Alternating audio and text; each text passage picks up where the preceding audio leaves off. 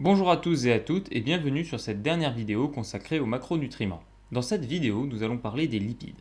Comme d'habitude, il s'agit d'un sujet relativement compliqué, plus qu'il n'y paraît en tout cas, mais je vais faire en sorte de simplifier les choses au maximum. Pour commencer, à quoi servent les lipides?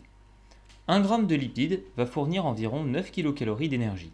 Cette énergie, contrairement aux glucides, ne sera pas utilisée immédiatement et sera plus vraisemblablement stockée dans les graisses sous-cutanées et autour des organes.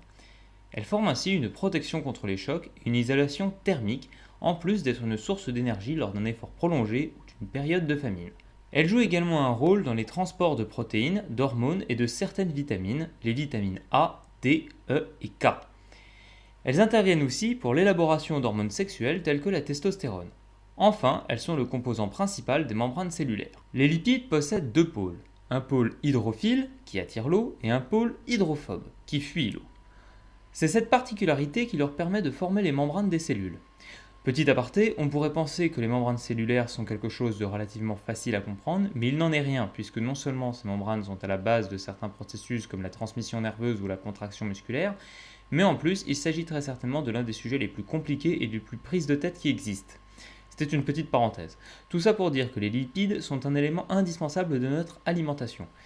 Même si pour diminuer les risques d'obésité et de maladies cardiovasculaires, il convient de maintenir leur consommation inférieure à 35% des apports caloriques, ils doivent tout de même être supérieurs à 15% de nos apports au grand minimum.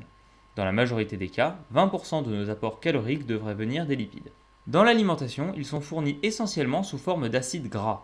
La partie hydrophobe des acides gras est composée d'une chaîne d'atomes de carbone.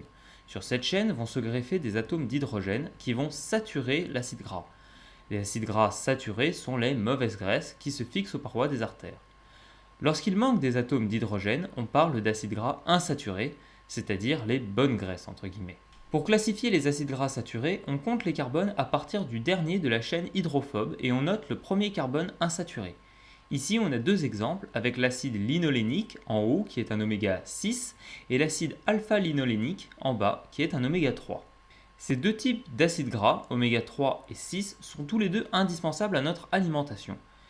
Mais le plus important, ce n'est pas la quantité, mais le ratio entre les deux, qui doit être de 4 oméga 6 pour 1 oméga 3. Malheureusement, dans notre alimentation, ce ratio a plus tendance à devenir 20 oméga 6 pour 1 oméga 3. Il faut donc chercher à diminuer les sources d'oméga 6 et augmenter les sources d'oméga 3. On trouve des oméga 3 essentiellement dans les poissons gras, tels que les anchois, le hareng, le maquereau, la sardine ou la truite. Certaines graines, telles que les graines de chia et de lin, sont également de bonnes sources d'oméga 3.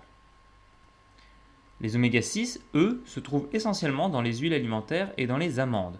On en trouve également dans des quantités idéales, entre guillemets, donc 3 oméga 6 pour 1 oméga 3, dans le chanvre et dans les noix. Ce sont donc des sources de lipides dont la consommation est indispensable à notre alimentation, mais il ne faut pas en abuser afin de ne pas créer de déséquilibre.